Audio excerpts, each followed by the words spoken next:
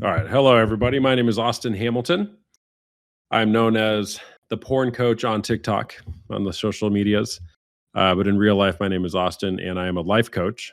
I run an organization called Choosing New because I believe that some of the words of the late, great Viktor Frankl are true, that between stimulus and response, there is a space, and in that space lies our power to choose. And we can choose freedom or we can choose suffering. We can choose anything we want to in life. I think everything is a choice. And so that's how I've kind of framed up a lot of the work that I do. Today with me, I have my great friend, Barb, who's near and dear to my heart. Her name is Barb Sunofsky. And she's been very helpful for me on my healing journey for my own stuff that I've dealt with in life. But really just a gift to my wife and my family. And I just love you, Barb. So glad that you're here. Today, we're going to kind of have three prompts that'll get our discussion started. And those are, where does our sexuality come from? What meaning we've given to it? And what is sex? And when Barb and I were talking to kind of prepare for this, she said, sex sometimes is like going out for a nice steak dinner. And I was like, no, that's just eating some good food. So I'm very interested to hear more about where we go with that, Barb. Again, for those of you on TikTok or Instagram, there's a link in my bio to the Discord. Yes, there is. There should be a link to my bio on the link tree in there. If you want to engage in us with the Q&A, which will be towards the end, we're going to do that just on Discord. And depending on the engagement, I may open up to some questions on TikTok or Instagram. But as you probably already learned, you can't see Barb. You can only see me, which is less than half of the equation here because we have Barb. So use the link in my bio on TikTok or Instagram. And if you still can't find it, you can text me or something. So with that, Barb, would you give us a little intro of yourself, who you are, why you're here, and then we'll get started. Okay. A little intro about myself. I'm older than Austin. And I've lived a lot of life. I've lived a lot of life badly. And then I made choices that kind of were working just a little bit. I've been married 3 times. But the man I'm married to right now, I've been married to for almost 40 years. I have 6 children. 2 came from other marriages, 2 came from the marriage I'm in, and 2 are adopted. Got a ton of grandchildren, and I'm just getting ready to have a 4th great-grandchild. This whole arena of sex came up for me because I was sexually abused in my family of origin by my stepfather, and I thought it didn't matter. I thought that the way I played life out after that was normal until I realized that it wasn't, that actually that, I don't know what I want to call that. It was like a wounding of my sexuality really played out in most of my life for so many years. Now what I do is I recognize that and I can adjust. And I don't know if that makes any sense or not. So I want to go to that first question. Is this good, Austin? I want to make Austin proud. That's why I'm here. Barb, no matter what happens here, I will be proud that we are doing this. It has nothing to do. Yeah. So let's just dive right into it. Where does our sexuality come from? And before we do that, if you guys have questions, feel free to put them in here. Depending on what it is or how it relates, I might chime in as we're talking, but I'll probably hold most of them towards the end. So yeah, Barb, where does our sexuality come from? Yeah, I don't want to start there. Oh, okay, where do you want to start? I want to start with what is sex. And the reason I want to start there is because we're always sexual. We are born sexual. We have a sex that we identify with, whether we like it or not later on, is a new conversation. But we are born as sexual beings. They ask you on so many papers that you're filling out, what is your sex, male, female. So as men and as women and as, non-binaries and all of the conversations that are out there, we are always sexual. So our sexuality is a part of us when we're first born. And what I want to say about that is that it's pure at the beginning. And then like life happens. And what happens in life is that our sexuality becomes compromised. I used the language of wounding just a little bit ago when I talked about myself. It can become perverted. We can use it incorrectly because no one ever taught us how to use it well. It can get in our way, or we can put it to the side. So, but I think I want to just start with the premise that we're always sexual. And that so many different things are sexual. And when you talked about eating a steak, if we chew that steak slowly in our mouths and relish every bite and allow the flavor to permeate our mouth and all the rest of our senses, and then when we swallow it, there is this enjoyment that now it's going to go through our entire body. That's kind of sexy, right? You got to answer that one, Austin. You I have to mean, say yes or no. I mean, I grilled some steaks the other day, and it was really good, It was really good. So really good. So sex and sensuality are very connected. And how our body feels, what makes our body feel good is very connected to our sexuality. And I'm going to go back to some of us like to be in the mountains. Some of us like to be at the beach. Some of us love the city. And when we look at things that we love, our body also feels good. And that is part of our sexuality, our sexual nature that we're born with. Not to mention the fact that we're also born with the ability to be aroused. And I don't want to just talk. I want you to ask me some questions about Yeah. that because our So arousal is physiological. Your turn. yeah, something that comes to mind for me with that is, I deal with a lot of people who have some sort of sexual brokenness, which Mhm. my experience is typically shaped and formed, in the adolescent years and carries Right. into adulthood. Um, where do where do you think those what an individual's sexuality, where do you think that gets ingrained? And Yeah, I don't think anybody makes it through life with a perfect sexuality, whatever that means. right. There seems to be sexual brokenness in pretty much every person, even if something didn't happen, so to speak. Why Yeah. is it that it seems so hard to make it through, you know, growing up without experiencing some sort of brokenness? I think we're hearing messages all the time. We're hearing things, we're seeing things. Messages are being sent our way. Messages of shame, messages of don't do that, don't touch yourself. No, no, no, save that. You can only do that when you're married. We hear those messages from the moment that we can process that we're actually hearing words. But you're going to that next question, which is where does our sexuality then come from? So if we go back to the premise of we're meant to be aroused, things arouse us that we may not even really be that interested in theoretically, but our body responds because our body is built that way. And then when we're little, I mean, can I tell you a story about myself? When I was maybe 8 years old, I had a cousin who was, I don't know, he may have been 7. So he said, put your hand in my pants. And I did. And that was the very first time I ever felt a penis. And guess what? It was arousing. Something happened in me like, oh, whoa. And what was really crazy is in that moment, two things happened. The first thing was, oh, this feels really nice. The second thing happened and it said, oh, I'm being bad right now. So suddenly shame gets attached to pleasure. And then how do I undo that? Unless I've got some really good input or I'm hanging with people who can tell me what's really true. Those things connected themselves at that time.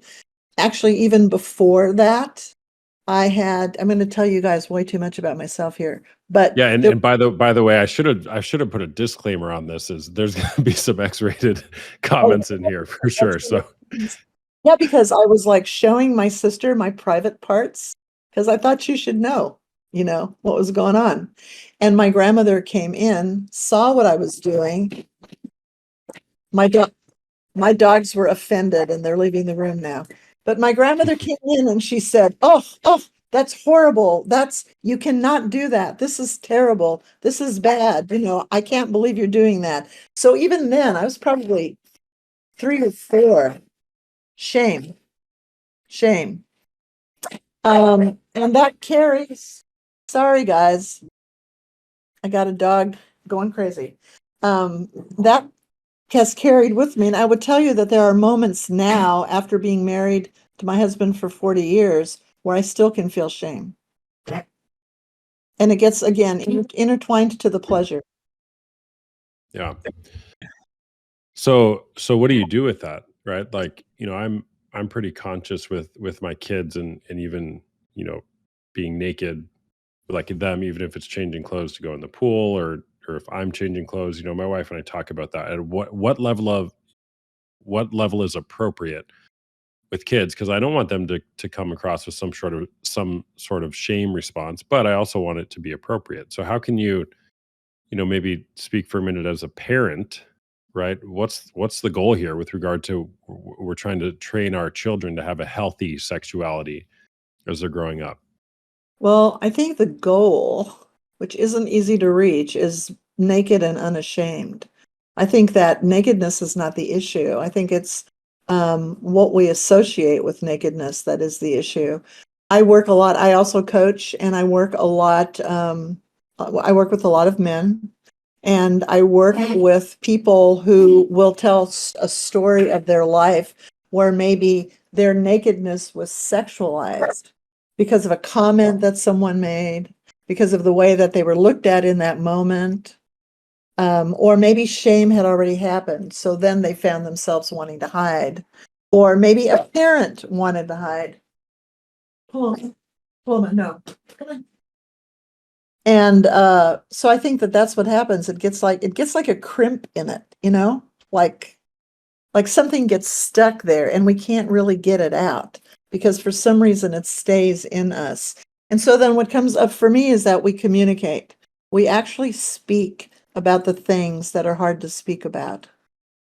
We tell what's true in the moment, even being in that moment aware that it might not be true in the next moment, but that's okay because then we can speak it again. We can say what's true for us again then. And I think as parents, we get to say something like, your body is beautiful. If you have faith, I can say something like, God created your body. God obviously created my dog, who's also very happy here. Paloma, no. Here. So yeah, I think that we communicate. And I also think that's really weird. The thing we need to talk about, which is sex, is kind of like the hardest thing in the world to talk about. But that's kind of why we're talking. Because this should be normative. These conversations should be normative from parents to their children, from children to their parents, from adults with one another, especially for partners and in a relationship. We should be talking about sex. Yeah. Yeah. So I'm curious, for those of you in the chat, does that resonate with you with I'll say like an avoidance or being uncomfortable with talking about it? It certainly does for me growing up. Many people say they never had the sit down birds and the bees conversation, or at least they don't remember it, or at least not in the way that the parents intended to communicate it. I certainly didn't or don't remember that. I love how you said communicating about it is so important. Barb was my personal coach for about a year, and I still go to her from time to time. And Barb, I reference you a lot in some of my things that I talk about. I never thought I'd say the things that I have told you to anybody, much less to a 70-year-old woman on a Zoom call on the internet, right? And so, the safest people in the world. yeah, But yeah. And so, what's been for me so important is there have been things that I didn't want to go to with regard to the shame that I carried with sexuality and even say pornography, viewing pornography. But, Barb is like, well, let's talk about that. Let's dive more into that. And just having that invitation to not be shamed away from it and instead like dive in and talk to it, it's so freeing. So it's been really a gift, and I think the takeaway is we have to talk about it. We have to be in conversation with things that are going on in our head, or else the shame cycle will continue. And talking also acknowledges that someone else is listening. My dog obviously has a demon going on right now in her. I don't know why she keeps barking, but talking means that someone hopefully is listening. And listening is a practice. Listening is something that we learn to do because most of the time we listen so that we can speak rather than just actually giving someone else our presence, our attention, open, non-judgmental, nothing in our brain already going on, where we're just like the receiver of what someone wants to say to us. And that's something that I had to learn how to do with my husband, with my children. I do want to go back to parenting though, because I think another thing that happens for us as parents is that we have parents. And our parents probably were not very good at communicating to us. Or maybe their relationship was really dysfunctional and we watched that. I had a mother who was raised in another country, and in living with her parents, they all slept in the same room. So she would wake up to hearing her parents have sex, which was a hugely disturbing thing for her as a child. And that totally played into her sexuality. And it was impossible for her to talk about sex with me. So I always thought that something was really wrong with sex until I was abused by my stepfather. And then I kind of connected sexuality with love in like the weirdest way. Like I thought that if someone wants to have sex with me, that means they love me, which isn't true. It just means they want to have sex. But it can be true. Yeah. Yeah, and Barb goes into a lot of detail with her story. Some of the things she just shared on a podcast, which I've referenced before, and here some of you have listened to. Encourage you, if you're interested, go back and give that whole thing a listen. It's very fascinating and vulnerable. So sex can be connected to love, but it may not be. So then, what is love? What is love? What is sex? And how do they intersect? Yeah, Yeah, that's actually, really let me give you one more. Somebody commented in one of my TikTok videos today, kind of shaming me because I'm implying that people in monogamous romantic relationships have sex. She was shaming me. She said, "Well, that's very um, alienating for asexual people who have romance without sex." Now, I just left that comment right where it was, but I thought it was very interesting. I'm like, well, let me think about that. So, where does sex and love, like, where does that intersect? well, I think it does intersect, but I'm also going to say I don't think it has to. I know this may come as a surprise to some of you young people, but my husband and I do have sex, and it's great. And my husband and I also make love, and we probably make love oftener than we have sex, but there are times when we just have sex. And that's really what we're doing. My body has a desire. I have someone next to me who's going to say yes. His body has a desire. There's someone next to him who's going to say yes. Or we're just really comfy and schmoozy with each other, and we're liking each other a lot. And steak was delicious, but it didn't quite get us over the whole, tail end of sex. So we make love. We look at each other. We laugh. We play more probably than when we're just having sex. We have more conversation maybe than when we're having sex. And then I think the two can also come together where you can be making love and it's more casual and suddenly you're very passionate with one another and it turns into sex. And then it can come right back to just being lovemaking. And I think that's all good and very healthy, by the way. I think it's the intention of our bodies to do that. Sex is meant to be delightful and not shaming. And this is where the brokenness, the woundedness, the crookedness comes in again. And I think everybody Yeah. has a story of their own crookedness. And I don't know yours, which is why I share mine, so that hopefully in sharing my own, you will hear and it will make sense to you about maybe what made you crooked. Yeah. Yeah, for sure. Um, it's funny. Some of the things I know you've read Unwanted from Jay Stringer, I believe, Barb. He's actually Yes, doing a workshop right now yes, from yes. noon to 4 my time. Yeah, and I was like, man, we already set the date on this, so I couldn't join that. But he really draws people into, instead of running away from your story, to dive into it. And um, I just want to read some of the things here, Barb, just to so you can be proud. People are saying, yeah, definitely summing up good stuff, powerful messages. Somebody said, thankfully I grew up in a very sex positive parents. Awesome. But it was never an uncomfortable topic. But her partner grew up with very different parents, so there's kind of two sides to that. Um, Someone said, when I was young, my family would walk around naked, but there wasn't any sort of communication about how normal it should be. And for some reason, I never did what they used to do, never felt comfortable. Yeah. It's interesting because I'll talk about, my mom, who many of you know my story. My mom died when I was 5 in a plane crash. And she was, from what I've been told, a very open person. What I might say is like open sexually, and I won't get explicit, but I think she was just very free in our house. And I think some of the messages I got from her changed very drastically when my stepmom came around 2 years later and I was 7. I mean, you know, my stepmom is very closed and private with regard to many aspects of her life, but certainly I would experience it this way as well. I think I got some mixed messages from that. It's like, well, how am I supposed to be with this? But it was also never talked about. Um, so it's only been in the last few years as I've kind of unpacked some of this stuff. Like, I don't know that there's a right or wrong with it, but how can we be in conversation and talk about it?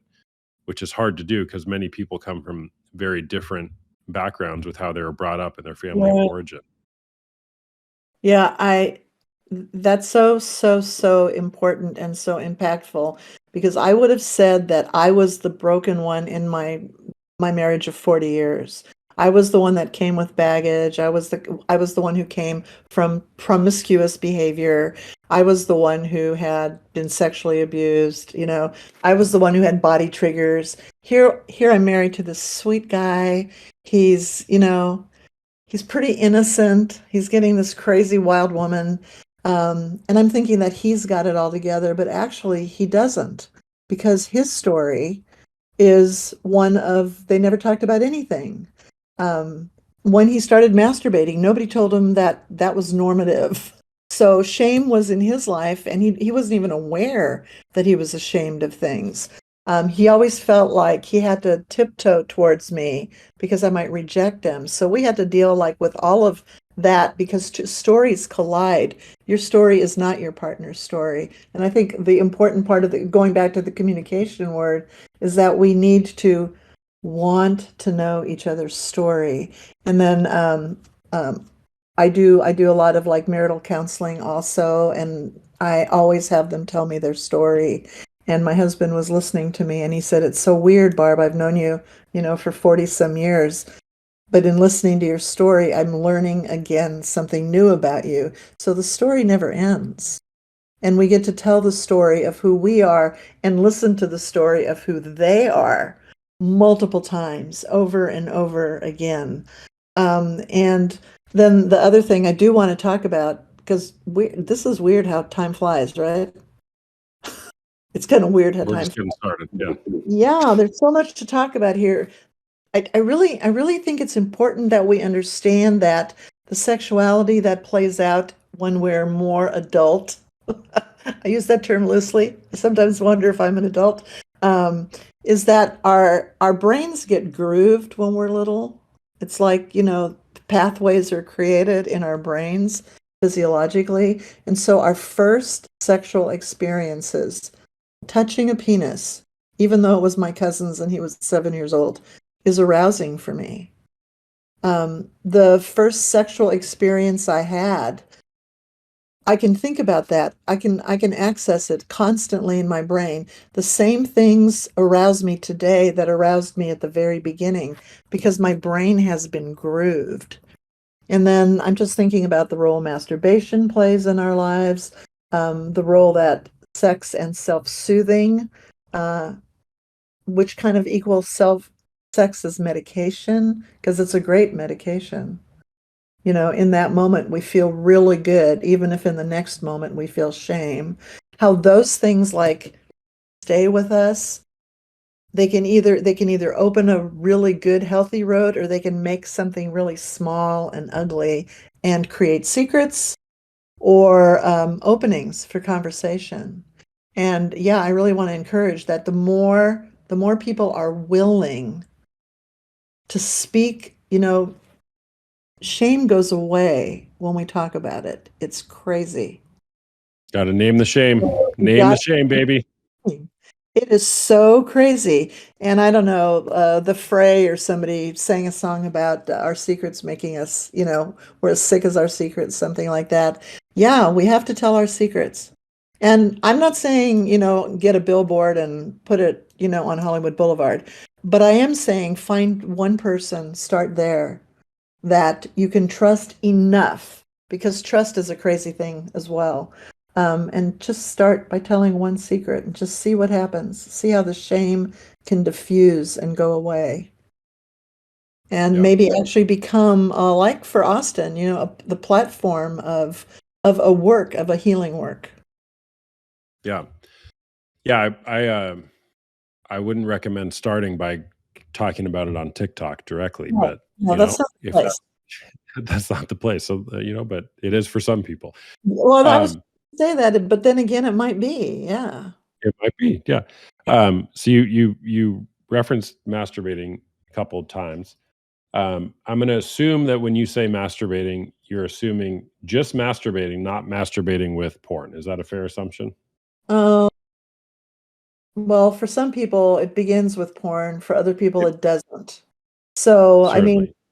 so Well, I'm just trying to separate because a lot of times we hear masturbating and it's implied there's porn involved, but yeah, it's very I different. masturbated long before I ever saw porn, personally. Mhm, mhm. Like I said, a little TMI going on here. Um, and I mean, I don't even, how did I even get there? I don't know. I couldn't actually tell you how I got there, except I have a body and my body is built to be aroused and delighted in. So Yeah. there. Yep. So so we're not going to go down that rabbit hole too much, right? Because I think that there can be a lot of nuance around the masturbation topic. Presuming that there's no porn involved, but my recommendation, of course, would generally be if you can. There's usually unpure thoughts and lusts that go around with it, so it's a very dangerous area to go down. Mhm. Um, okay, so how you said a number of things around conversation with your partner, being in tune with each other's stories. So now we're Mhm. talking, you may be a little older, in your adult years, say 20s, 30s or so. You may be married or considering being married. How do you have those conversations? How do you start those conversations with your partner? Well, I think you have to take a risk. If you consider someone your partner, you have to be willing to take a risk, because in the long run, the more that you take these risks, the better the relationship is going to be. And if you take a risk and it doesn't work out, you shouldn't be with that person anyway, because you do want to be able to take risks. And living is risky. Getting up in the morning is risky. So let's take a risk and let's say, can you and I talk about sex? What do you like? Do you know what I like? Do you want to hear what I like? I also don't think we have to talk about women and body image, because society from, I mean, I have friends that have 9-year-olds, 8-year-old girls who are already worried about how they look because of the way we live in this media run society that tells us, this is good, this is bad. So I think body image is really, really important. And that's another place where I think We need to take risks and talk about it. It is Yeah. hard for me to get it, and this is why, or whatever the Yeah. conversation. I'm curious, anybody here listening, has anybody ever had a body image issue? Yes. Men or women? Man or woman? I certainly have. My wife last night, we got out of the pool and we're playing this little game with our kids, and I didn't have a shirt on. I had my swimming suit on. She took a picture of me and I looked at it. I was like, "Oh my gosh." And it brings back so much, from when I was a kid. I viewed myself as the chubby kid who can never have, you know, really the conversation was nobody will want me just because I was a little fluffier. I've been gifted with a little more, a little more cushion. Um, but okay, so what do you do with that? And everybody in here is saying yes, yes, yes, yes. Mhm. OMG every day, as long as I can remember. Yes, I'm a male. What do you do with that? Yeah, well, once again, I think I really, really believe in naming what's true. And I get to say that I'm a 70-ish woman and I have body image issues. I'm aware of them, and I also have body triggers. So, and what I have learned to do, and again, this is like a learning curve for me, and I make up for all of you as well. What I've learned to do is say to my husband, right now I'm feeling this, you know, and I don't need you to do anything about it because guess what? He can't.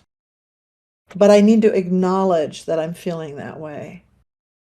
And then once I acknowledge that, then I can move to wherever it is that I need to go much easier because it's no longer just sitting there in front of my face getting in the way of my arousal or my desire to be with my husband or my lovemaking or whatever. And I just really really have to acknowledge it. Triggers used to take me out because we can have triggers without any molestation or sexual harassment or ever occurring. And I used to just shut down, go away, made my husband really feel like there was something wrong with him until again I learned to speak. When we have little kids, and I know a lot of you have little kids, we say something really interesting to them. We say, use your words.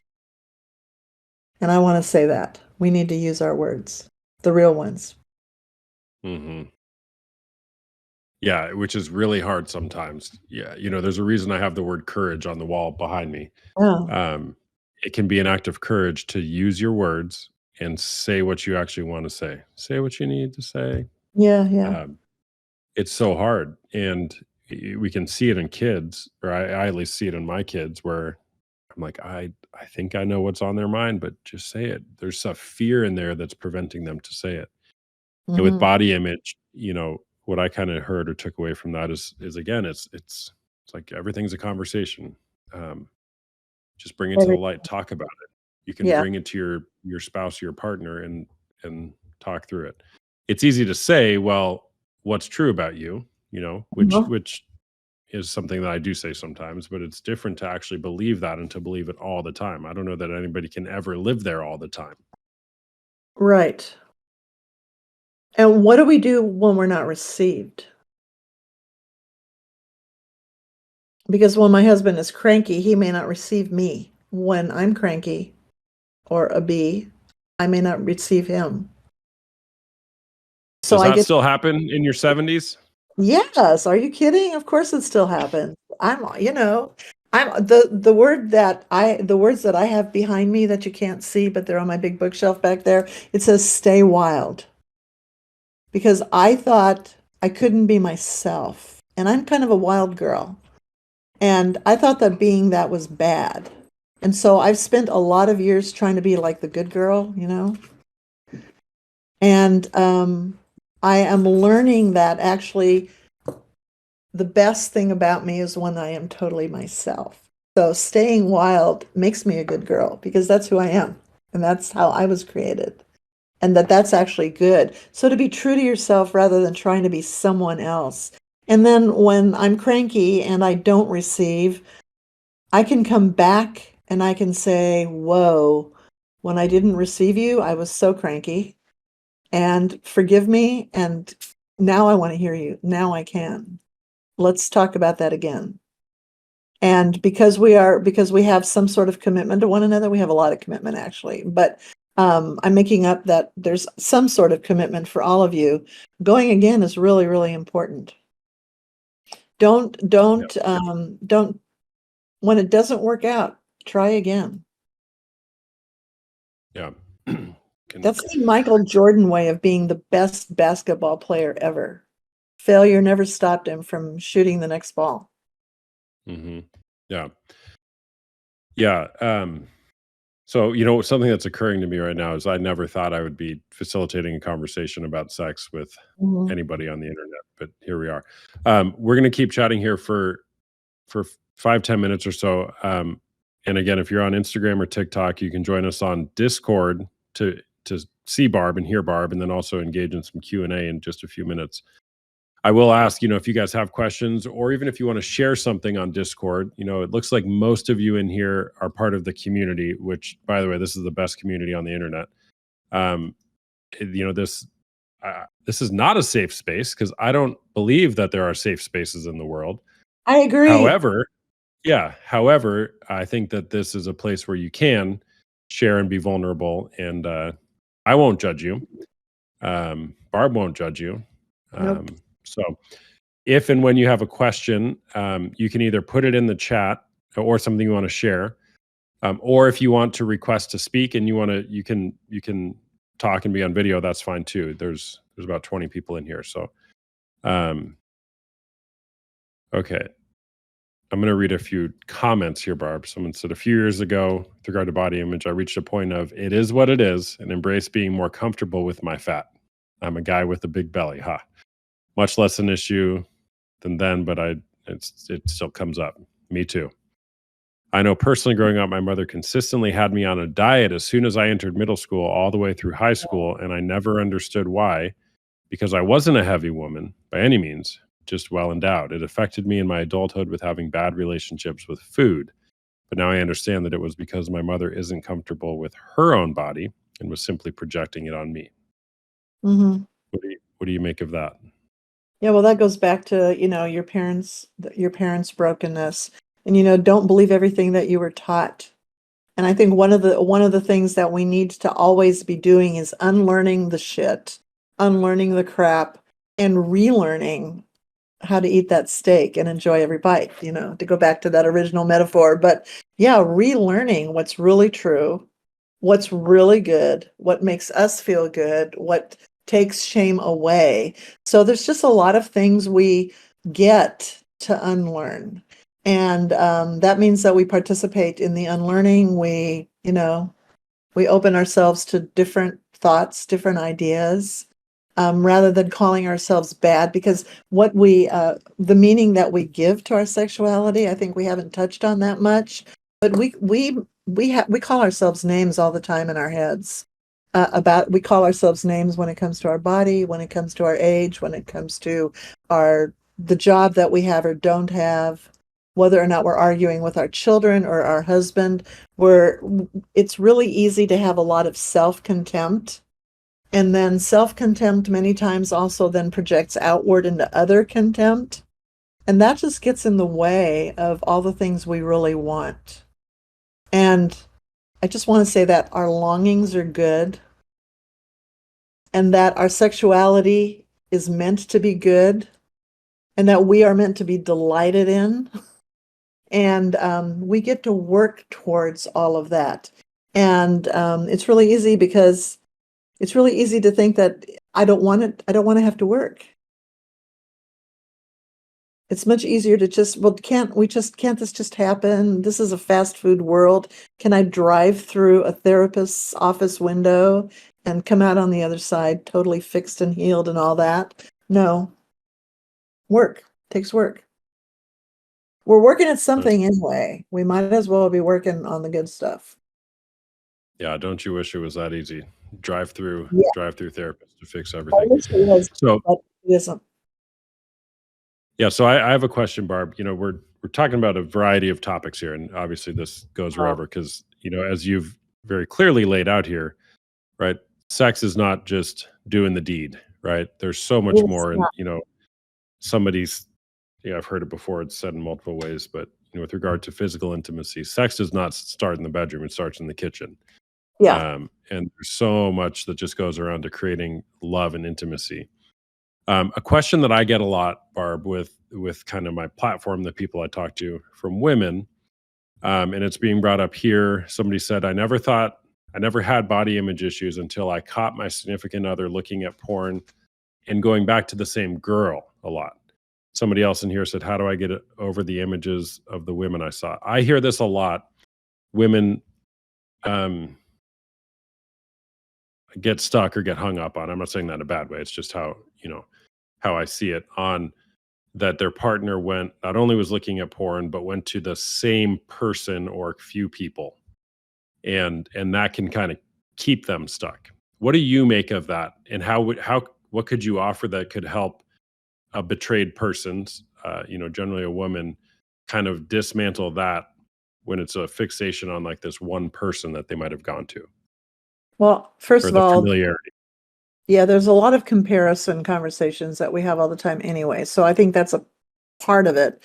It doesn't sound though like this specific question is addressing comparison as much. And I hear the hurt, by the way, in that. And I want to acknowledge that. My dog is also acknowledging it, obviously. And I want to honor that hurt place. Paloma? No.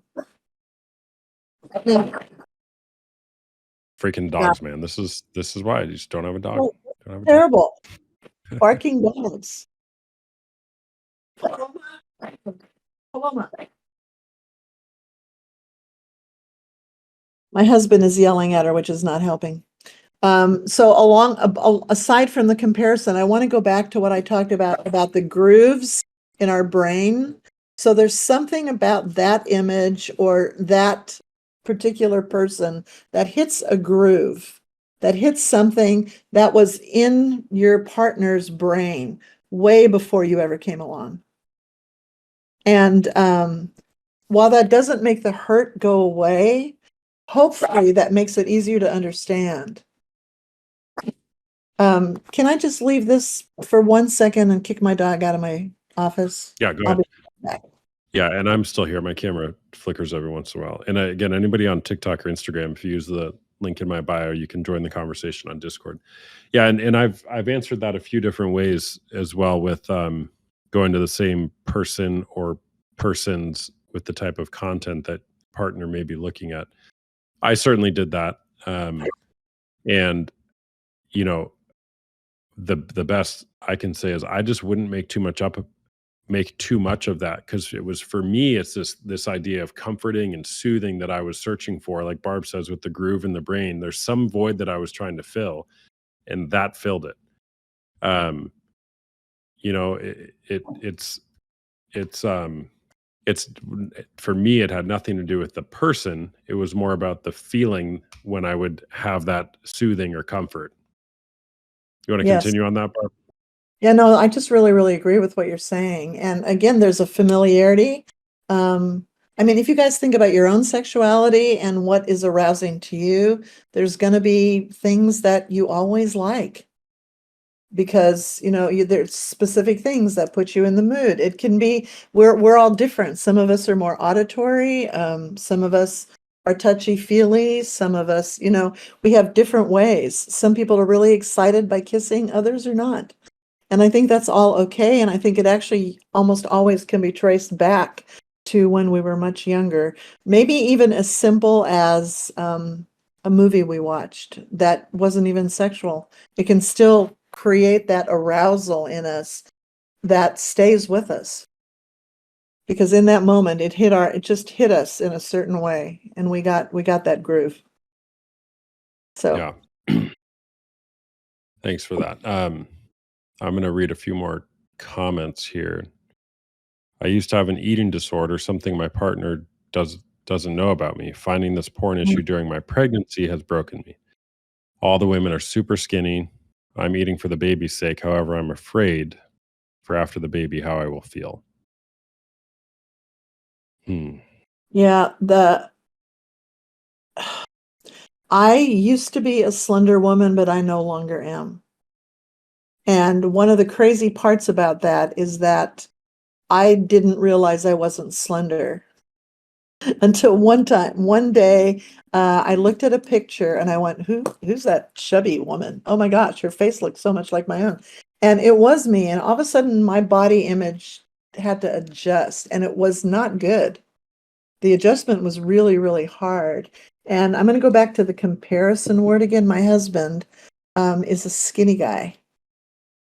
And I have never thought that that was bad. And he is very good at letting me know that he finds me attractive, even though I'm old, even though I am not thin. But I think that I would actually speak that out. If you're aware of the porn issue and you're aware of what that person looks like, I would actually speak that to your partner. Not only do I hate that you're looking at porn, because I'm making up you hate that, because I know it can be very hurtful. But I also hate that you're looking at porn and the woman is so skinny. And and just again, I think I have to go back to communication again.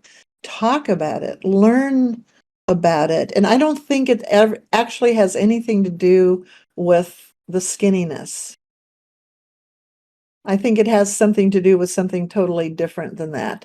And maybe that could be a good conversation to engage in with your partner. Yeah. Uh, Go ahead. Well, there comes a certain point, and I'm speaking to the women, well, I guess I'm speaking to all of us, where we have to understand who we are, and we have to trust that who we are is worthwhile. And if our partner doesn't see us as worthwhile, then maybe the partner has the problem. And then we have to make decisions. Do I want to be with someone who doesn't find me worthwhile? Even if it comes to the way our body looks, do I really want to be with someone who doesn't find that? And then also ask them the question, then why are you with me? Why are you even in this? Which, by the way, I'm an optimist. That doesn't mean things can't go forward. Because there's something about having real conversations that changes things. So I'm gonna There's a little, take it's that one somebody, step. I know I'm worthwhile, but then there was a but. Did you read that? I just saw that comment come across. Yeah. I know I'm worthwhile, but that's the frustrating part because he didn't respect me and appreciate me. And you're Mm, pointing that out, Barb, the but. Why? yes, because but negates everything that came before it. Yeah. Well, So you may maybe know you're I know worthwhile, I'm worthwhile but you and believe you're worthwhile. Well, because there's knowing and then there's believing, trusting. Um, our body, keeps the score, name of a book, but our body remembers everything. Our body remembers every slight. Our body remembers that we were called fatso when we were 9 years old, even though we've never been fat a day in our lives. Our body remembers that my parents said, you can't be a doctor, you're a woman. All those things, they live inside of us. They don't go away. We are human computer systems. Okay, you're talking to somebody else and you're not talking to yeah, me.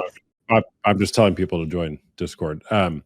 So I want to take that one step further with the person who said that. And by the way, she's in the group, so you did talk to her on Wednesday. Which, by the way, I'll just give a little plug. I'm a coach. I have coaching groups for men who are struggling with porn and sex addiction or sex addiction or unwanted sexual behavior, as well as betrayal trauma recovery groups for women, Mhm, mhm. typically who are trying to recover from the betrayal trauma recovery. Barb participates in that with me. And so a number of you here are in the group. If you're interested in that, you of course can DM me or look at my socials for more info on that. So this person further with that, Barb, um, says my partner doesn't talk at all, so it's practically impossible to have the conversation. And maybe one or two people here agree with that. And I hear that from many people. It's like their partner can't talk or can't have the conversation, which for me means there's something going on with the other person. Fine. Two things can be true though. So, what would you advise somebody do if they're having just a hard time having any conversation with their partner about this? Yeah, this is a totally a family of origin issue. This is totally a way that we have learned to hide our feelings, not express our feelings by either being avoidant or by trying to please someone or by being very, very vacillating where we want people to come close, but we're also holding them away. So we have ways that we learn as young people, usually before the age of 5. And we learn this from whoever our caregivers were, whether it's a mother and father, just a mother, whether it's a grandmother, whether we were in foster care, even whoever our parental figures were in those really early years. I'm going to say between in the uterus and 5 years of age, we learn what gets us our needs met the most. And when we have messages told to us like, if you're going to cry, do that in the bedroom, or, don't come out until you can put a smile on your face, or good girls don't say that. Good boys don't ever cry. Good boys fight. Good, if you're going to be a man, you're going to better learn how to fight. All those messages tell us what to do with our feelings. Well, the feelings happen anyway. And then some of us tuck them far, far away, and that creates wounds that cause us to do things like become addicted to pornography, shopping, whatever. Romance novels could be another form of addiction. Exercise can be a form of addiction. And all those things get in the way of a real relationship. But we want real. And we want something new like this. We actually get, no matter where we are in our lives, to choose something new. So the first thing that I would say is he's not talking for a reason. There's a reason that has a lot to do with his story for why he cannot respond, why he cannot access his own feelings. He hasn't learned how to do that. And you get to invite someone over and over. And invite is so much different than badger. And notice Barb's language there, which I love. It's he hasn't learned yet how to do that. It's not he can't do that. It's not there's Yes. something wrong with him. Yes. It's up until now he's been Yes. unpracticed at that. Exactly. And which even leaves you in a place of hope. Yeah, even say, can we practice together talking about some real things? I used to really, they say that in every relationship, there's someone who chases after, and there's another one that runs away. And in my relationship, I'm the chaser. Stay wild. I'm the chaser.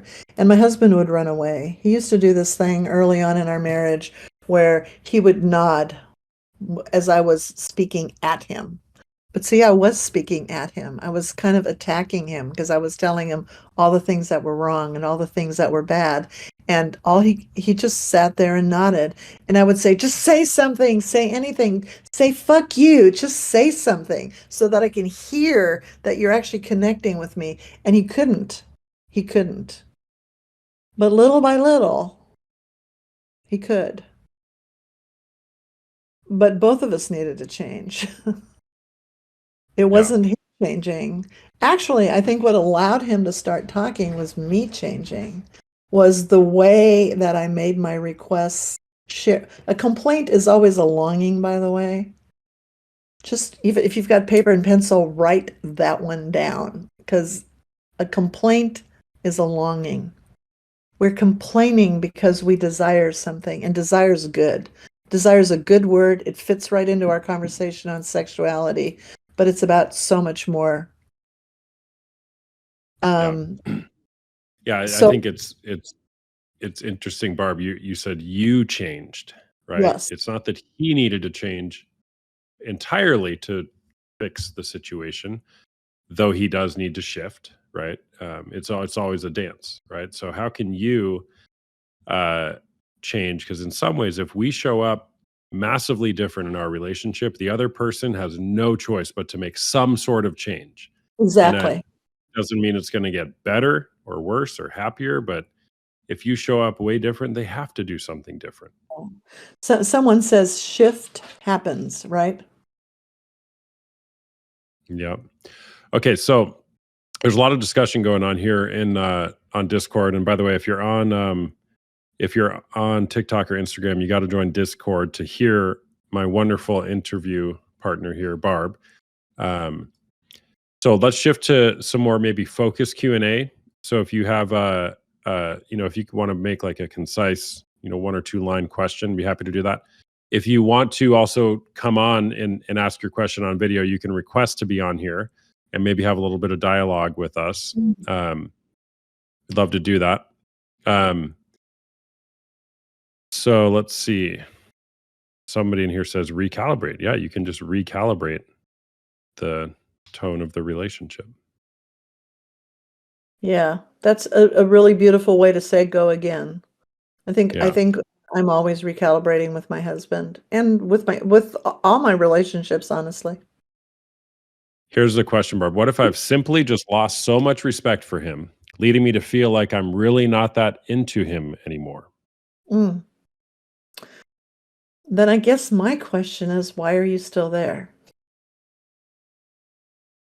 Sometimes even good things do come to an end. And that I don't mean that in any sort of a harsh way, by the way. If you want something, if that person wants something more, they can have something more. Because I think that love can end and love can be rekindled. So I also would offer. Yeah, and end doesn't mean end of the relationship per se, but No. it's the end of the season that we may have been in, and a Yeah, grief might need to happen, a grieving process of such a that's good, what was, but it's different now. such a good word, Austin. Yes. So really good. Yeah, grieving, not grieving will keep us stuck. When a betrayal happens, I hear a lot of people say, "Well, how do I just move on as though like this never happened and get back to normal life?" Sorry, normal life, that ship sailed. Yeah, It's exactly. different. And it's like Here, also you're bringing up something that we talked about on Wednesday morning, which is that anger is a huge cover-up emotion. So when you're angry at your partner, it's good to ask yourself the question, what else am I feeling? How deep is my hurt? How confused do I feel by the information? And own what's under the anger, and then offer those other feelings to your partner rather than just barraging with anger. To actually go, wow, I realized I didn't even understand how much that hurt me. I know I threw a lot of anger at you, but I'm really seeing that under that anger, I'm hurt, or I don't even understand. I'm so confused. yeah, anger can be a very informative emotion. Hmm. All right, somebody said, or the same person said, it's hard having patience for each season. That's for sure. Can you talk more about sexual coercion and what that does to a woman's body over time? Yeah, totally. I mean, we live in a culture where we talk about consent a lot. And I think even in a committed relationship, consent is big. And I hate that word coercion. It actually feels like sexual assault. It doesn't feel so much like coercion. It feels like license to abuse. So I would probably put a boundary in place. And a boundary is always about you. It's not about the other person. That basically says to your partner, you know what, we're not going to do this anymore unless I'm up for it. There's a book on the market about sexuality that is really good that I can't remember the name of in this moment, but one of the things that she talks about, Ellen Nagoski, I think, is the author. One of the things that she talks about there is that there's two ways of sex. One way is that it's spontaneous, but the other way is that you choose it knowing that once you start, you will then be in the mood. both of those are way different than coercion. Coercion to me, when I hear that word, that means that someone is making you do something you don't really want to do. And if that fits, then you need to create a boundary and say, I'm not going to do that Right. anymore. I found that, but "Come as you are, the surprising new science that will That's it. transform your sex Thank life." you. I put that in Come the as chat. you are. Did I get the author names correct at least? But You yeah, did. the No, name of the Emily Nagoski, you were close. Sunofsky. It's a very, very good book. Um, in the past, my husband would use sex as a way to try to fix things, and that wreaked havoc on my libido.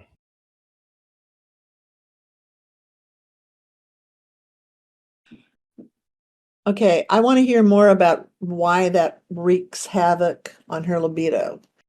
Because Okay. I think that sex is actually meant to connect us.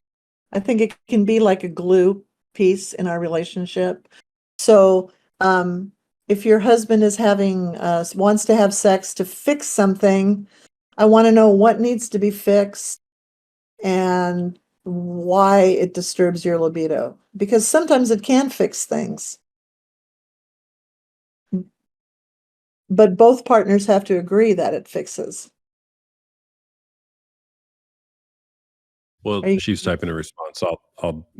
Yeah, good? we'll come back to that. Do you think a woman with a PA porn addicted husband can truly consent to being intimate with their partner because they really don't have all of the information if they're hiding an addiction? Do you think a woman with a porn addicted husband can truly consent to being intimate with their partner because they really don't have all of the information if they're hiding an addiction? Well, if you know that there's an addiction, then they're not hiding the addiction per se, unless you know something that they've never copped to. Um, but I would say that that really is up to the individual woman. I don't think there's a hard and fast rule here that comes up for me. I think if you desire to be sexual with your partner, that you get to be. But I'm going to go back again to the speaking it out part. You might actually be able to say that, you know what? I hate your porn addiction and I love you and I want to have sex with you right now. And I can't totally trust that you aren't going to have thoughts in your head that I don't want there, but I desire you. And I think then you're not compromising yourself if you speak what's true. So I would never say no, but I don't know if I'd say yes either. I think that you need to make that decision for yourself. But you need to be really clear about what you're doing and why you're doing it. And I think your spouse or partner needs to know what you're doing. Yeah. Um, Another question here, and I'm going to again invite anybody if you want to come on the stage and ask a question. That may be an act of courage for you to be on Mhm. here, but this is a closed group, relatively speaking. If you want to have a little dialogue, potentially you're welcome to request that. You can request to be invited to the stage. Somebody says, I'm a male that tends to have a hard time expressing my feelings, which I've suppressed since my grandmother died at 11. Do you Mhm. have any advice on how to break the barrier that I hold myself in to be more open? The intent there is I want to be more open, but something just holds me back. Yeah, I do have advice, but I don't like that word advice because I don't think advice is really worth very much. I have an opinion I'm going to share that you don't have to agree with at all. And what I'm going to say is it probably would be really good for you to spend some time with a coach. It would probably be really good for you to invest dollars and time into telling your story to someone who is able to hold your story in kind of a non-judgmental, non-emotionally, because coaches are connected to their clients, but non-emotionally triggered kind of way, and spit something back at you that you could maybe hear differently and help you move past that. I think that would be a great idea. Yeah, and so that person is in one of my groups, and we're going to be doing some work where we are diving into our stories. Great. And unpacking them. And I would encourage you, and this goes for any of the guys in my groups or the guys who want to join my groups, because I am a coach and I do have groups for men and women. I would encourage you, there's this phrase, opportunities pass, opportunities in life pass. Right. And in the groups, whether you're being invited to or not, is how can I learned this saying, fight for your stage time. I used to do improv. I still do improv, but fight for your stage time. When you're invited to come do a scene on stage, fight to be the first one in there, because you're going to learn by practicing. And when you're in a group, like the groups I run, when I make an invitation to share, right? Just like somebody here might say, I want to hit that button and come talk to Barb and Austin, but I'm too afraid. I don't have the courage. Well, what might it look like to just stand up and be bold and say, hey, I'm going to fight for myself and be vulnerable. Mm-hmm. And it's a gift not only to yourself, but to the people who you're in the community with. So I love that. And I would encourage you, just, really show up as we continue to do this work in the groups. Somebody said they already bought the book, so thank you. I would find out a betrayal with porn, and he would try to be intimate as a way to distract me or prove his love, maybe. And after our D-Day in 2021, I had a hard time being intimate with him because I did not feel safe. He was not trustworthy at that time, and I couldn't shut my brain off when it came to sex with him after the betrayal and finding out about his addiction. Okay, this is the person who said he would have sex to fix things, correct? Correct. Okay, that it makes way more sense now. I probably would not have sex. I probably would say, I can't do this. This does not work for me. And I also understand that there's now is a thing about desire. You might desire to have sex, but then there's also this other part of you that knows that if you do have sex, you're compromising the thing that you really, really want. And I guess what I want to say is that nobody ever died if they don't have sex. So yeah, I would hold off until there were shifts that would make you able to trust again. And trust is a process. At a certain point, I mean, even before we really trust, we have to choose trust. That's another really big conversation, because trust is easily broken and it's difficult to rebuild. But in the rebuilding process, at a certain point, you've got to dive in the deep end and say, okay, I'm going to trust you now. You've been in therapy for whatever year, I'm going to have to trust you now because that's what I want to do.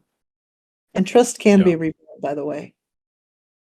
Trust is lost in buckets and earned in drops. Beautiful. It takes time. She said he got into recovery and things have been good, but I still feel some of the effects of the betrayal 2.5 years later. Yes. Yeah, and one of the things that I think about sexual betrayal is that the conversation needs to be available at any time that the betrayed spouse needs to talk about it. It's one of those things that it's really never over, because again, your body remembers. There's something, and that trigger might show up for you 20 years later. You might need to talk about it again. And I would say your spouse, your partner needs to be willing to go there again with you, even though they don't want to. But actually, when they're willing, that's just gonna continue to make your relationship better. So it's a conversation that's never over.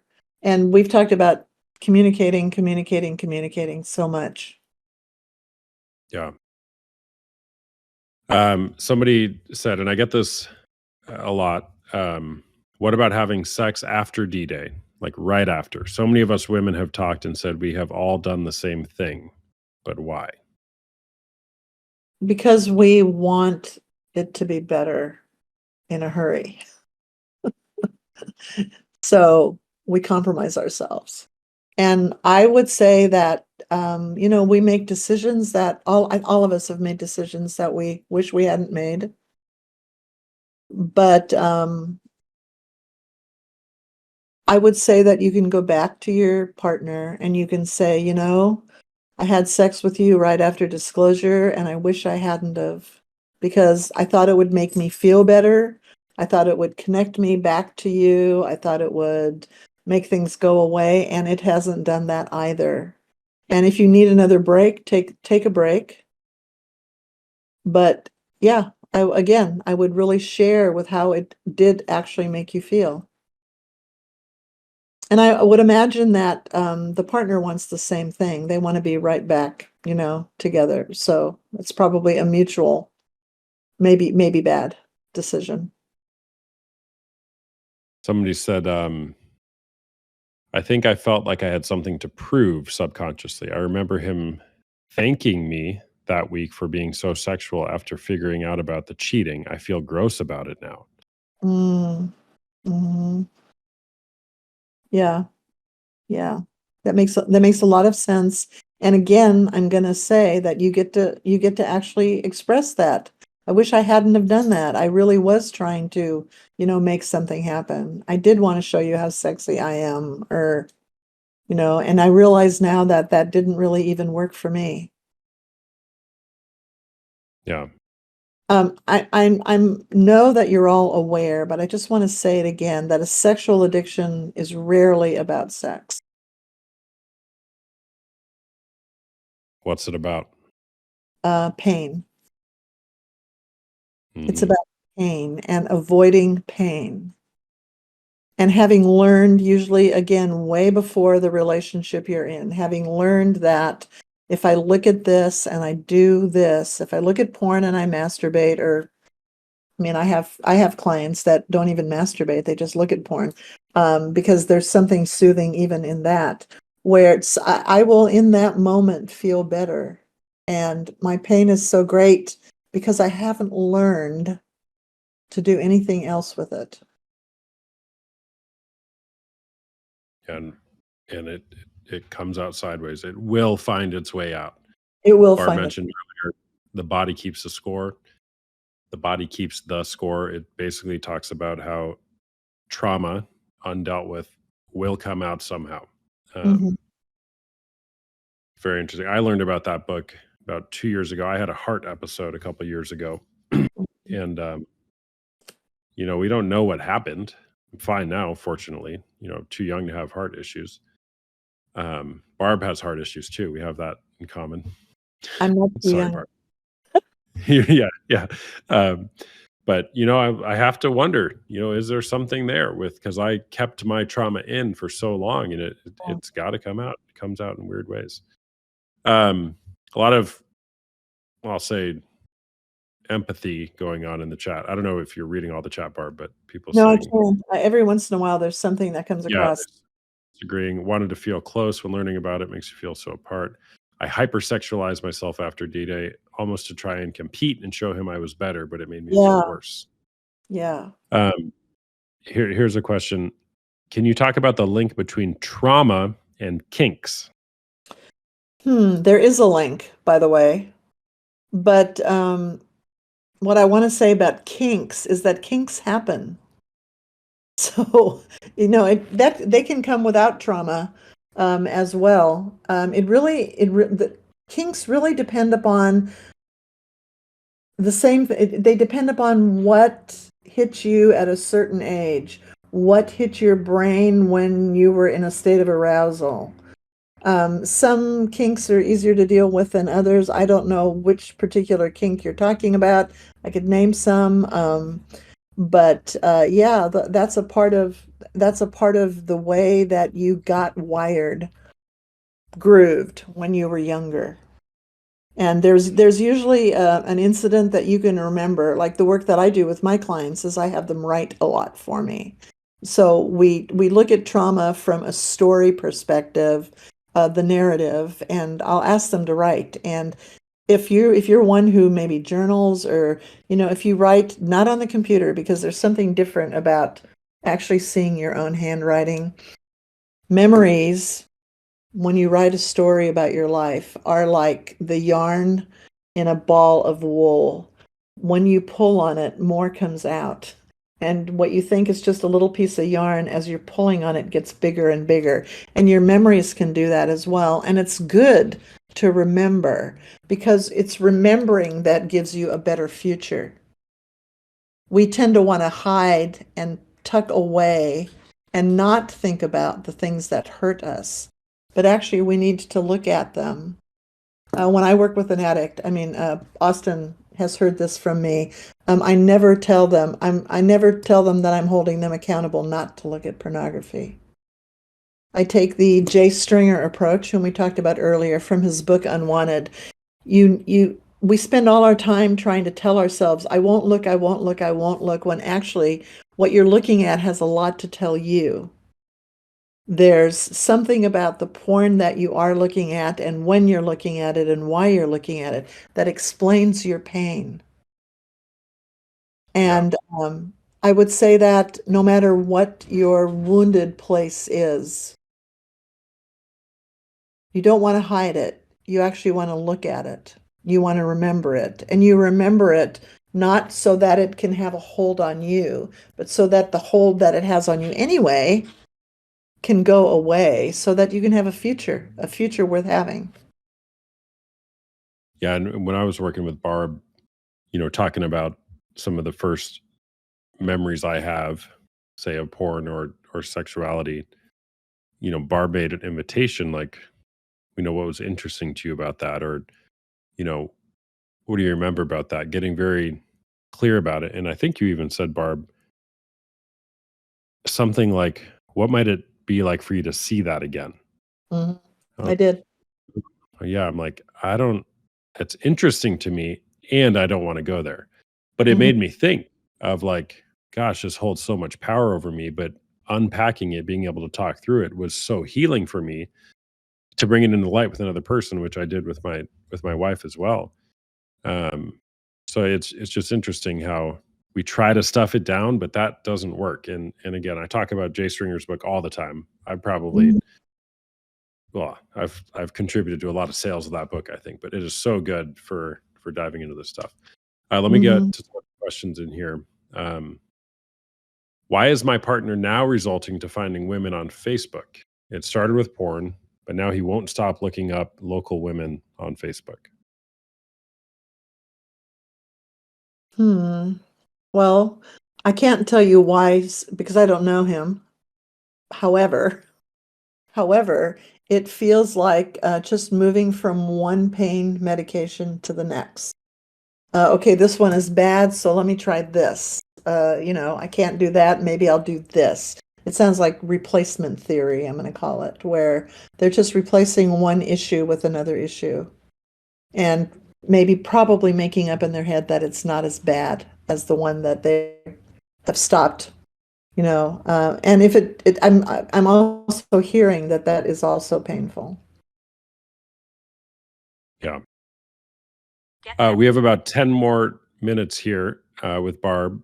And again, if you're on Instagram or TikTok, you can join the Discord link in my bio to join the conversation.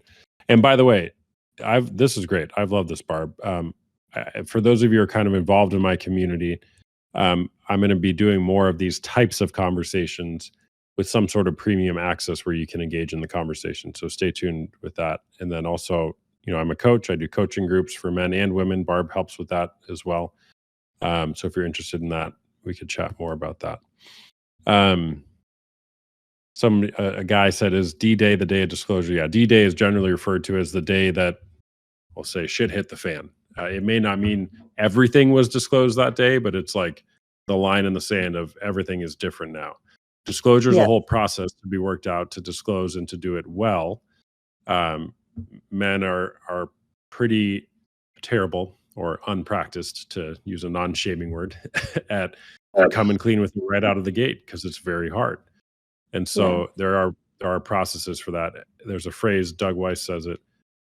Uh, it's sobering, but he says, "Hurt her once, just get it over with one time." You don't want to be dragging this out over multiple disclosures over days or months or years.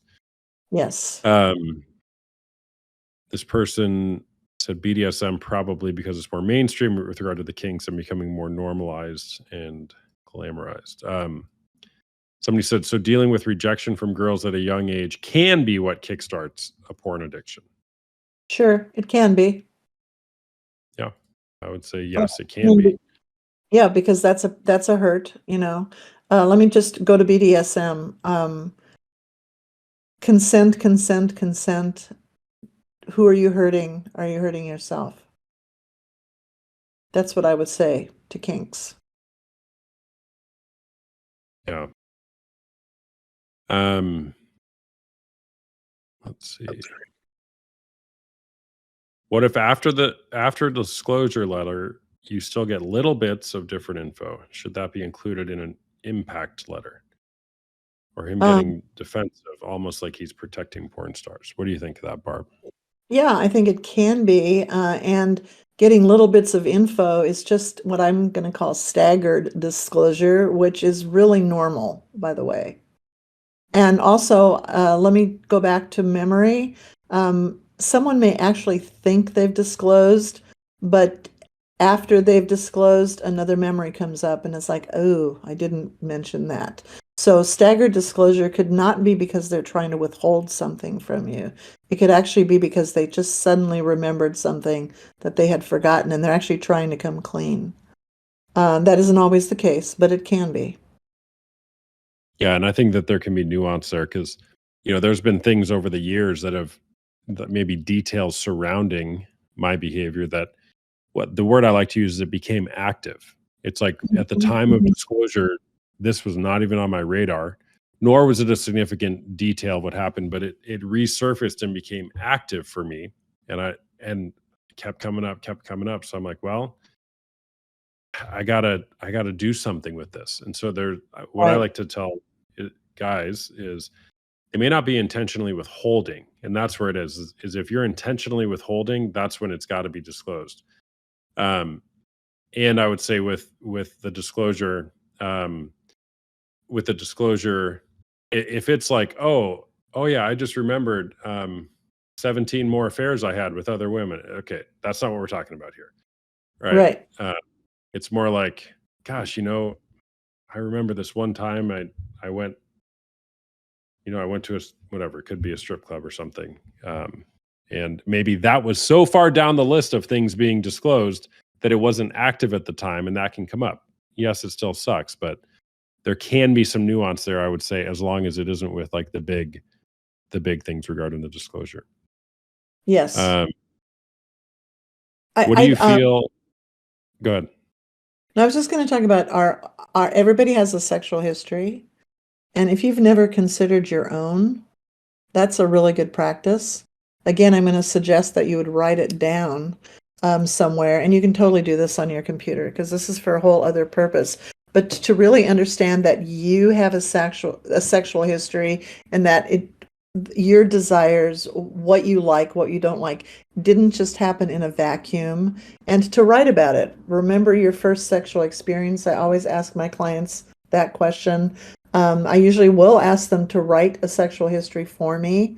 And why do I want to know? Not at all to judge, but because the more you're not hiding, the more light gets put onto things. And when you tell somebody else, then you're not hiding it anymore. The less power it has over you.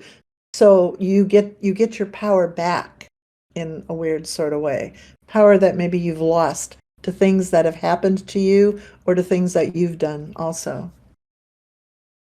Yeah, You and had a even yeah, I'll read that in a second. Even with the disclosure, it's not necessarily things that happen just in the context of that relationship. It's right. like your whole history because it adds context to where you got within the relationship. Even your first sexual experience, first time you betrayed somebody or were betrayed, it all kind of connects to what's going on in the relationship today, and it's relevant. Yeah. Yeah. Um, you want And to say something, Barb? yeah, I was just going to talk about, guess what? I really believe we all ultimately do betray one another. Um, we hurt one another, and something that feels like a little betrayal can still be devastating. And something that feels like the hugest betrayal ever can actually also heal. And there's room for all of that, and we should not make things too small or too big. A lot of the times, a woman who's had some sort of sexual damage will say, oh, it's not a big deal, and then play out of it all the rest of her life in so many different ways. So yeah, have the courage, since it's written on Austin's wall, to look at your past and trust that as you look, it actually makes the future much better. Yeah. Yeah, for sure. Okay, we got about 5 minutes here. And again, I'll make an invitation if anybody wants to uh, be invited to speak, or you can request to speak. And you don't have to ask a question. Maybe you can share a story or whatever. If you want to show your face, welcome to. If not, that's fine too. Um, Somebody says, "What do you do about feeling a disconnect?" It's very broad, but Yes. Well, once again, I would share that I feel a disconnect. And again, it is broad, so I don't know if you're feeling a disconnect with your partner. Maybe you're feeling the disconnect with yourself. Maybe you're feeling a disconnect just in this conversation. I don't know what that disconnect is, but I'm going to once again go back to speak it out. I'm feeling really disconnected. I will say that to my husband at times. I'll say, I'm feeling really disconnected. Sometimes I'll say, I'm feeling really disconnected. I think we need to have sex. Sometimes I'll say, I'm feeling really disconnected. I don't want to have sex. So, it depends upon what's going on for me. And then I have to consider what else is going on that's making me disconnected. I need to believe that my husband sees me. This is me. I kind of make up, we all need to believe that. So when I believe that he's seeing me, I usually can feel really connected. So I hope that helps. yeah, I've learned, whereas I used to internalize and not speak out the emotions I'm feeling, whether it's anything, happiness, sadness, anger, anxiety, whatever. It just really eats me up in the side inside when I hold it in. And I've learned in my relationship with my wife to practice more of the time, just saying, "Hey, I'm feeling this right now. Whatever. I'm Mm-hmm. feeling anxious right now. Mm-hmm. I'm angry." And I'm not asking you to fix anything. I'm not asking you to do anything. I just want you to know how I'm feeling. Yeah. And it's hard to do because I haven't been or hadn't been practiced at it. But I think it's led to more connections because we can be, in tune with each other's emotions better. Yeah. Austin, haven't you sent a feeling wheel kind of out to Yeah. your small group? Hmm. It really Yeah. There's helps. feelings. Yeah. Yeah. There's feelings charts, feeling circle, whatever you want to call it. Mhm. Put one in the chat here, but just to name the emotions because we tend to put emotions in these broad categories of like bad, fearful, angry, disgusted, sad, happy, surprised, at least for this one I just quickly Googled. Those are the broad general Right. categories. But beneath those, I mean, there's hundreds of feeling words beneath those. Underneath anger could be jealousy, for Mhm. example. But what you're feeling on the top is anger. Right. Someone said the feelings wheel help me explain things to my wife. Yeah, that's good. All right, so one more question here, and then we'll kind of wrap up. Can you explain the and somebody said here real quick, the person who's talking, I just want to say I'm taking myself on a little mini baby moon to the beach and going to Good. get myself a hotel room and spend time with myself. Love that. Great. Can you explain the recalibration again, please? Could you talk about Do you that want again, me to Barb? Yeah. Yeah, that wasn't a word that I brought in, but yeah, that for me feels like I said it fits with going again with saying, okay, when you're recalibrating something, when you've calibrated the first time, it didn't work. That's why you would recalibrate. You would like turn the wheel, if we're talking mechanical, you would just change the settings just a little bit and then see if it works now. So I'm going to change that language again to going again, trying it again. I've said I hate when you look at pornography. I've told you that. You're still looking at pornography. So now I'm going to recalibrate and I'm going to say, the fact that you look at pornography hurts me. It makes my heart so sad and I feel hopeless. That is a recalibration because I'm telling you the same thing, only I'm using different language. And hopefully I'm using language that comes more, making it more about me, because porn use has an impact. You're not in that porn place by yourself, by the way. Even if your partner never knows you're looking at porn, it still has an impact because you hold yourself away in a certain way. You have a secret that you're not telling, which immediately you've put a brick in the wall between you and your partner, and probably you and your children, you and your friends, etc., etc. So what you think is just you isn't, because we are people who have relationships, and so everything we do does have an impact on our relationships. Did that help to the recalibrate question? I think it did. Thanks for that, Barb. Okay, yeah, he said yes. So we'll kind of close here. I have a couple words I want to say, and then Barb, I'll ask you to bring us home. Okay, so um, people can get stuck in their stories, whether it's a story of being stuck in addiction or being stuck and feel helpless and hopeless. And I like to point people towards hope. There's always hope for change. We just have to find the courage inside of us to take a new courageous action. And I would encourage anybody here, if you want to declare a new courageous action you want to take away, that maybe you had an opening from this conversation, put it in the chat, something that you're going to commit to doing or moving forward. It doesn't have to be a task necessarily. It could be self-care. But what's one thing that you want to commit to as you come out of here today?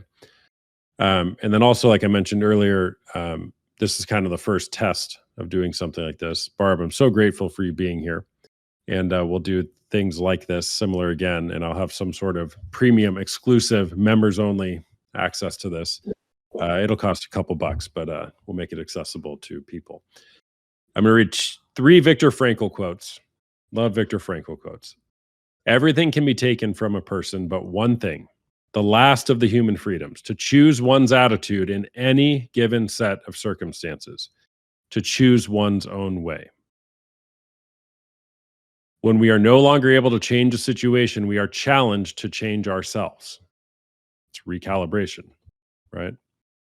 Forces beyond your control can take away everything you possess except for one thing, your freedom to choose how you will respond to the situation. So I would just leave you all with, consider what you're choosing and choose something new for your life. Put on some courage and live into something new. With that, Barb, thank you so much. Will you give us a word of encouragement and land the plane here for us? Yeah, I'm just thinking that if I were to color this entire, hour and a half conversation with a word, that word would really be use your words. That word would be word. Yeah. Speak out what lives inside of you. Risk that. Take that risk. And then I also want to say, none of us are powerless, but we have a tendency to give our power away. So let's take it back.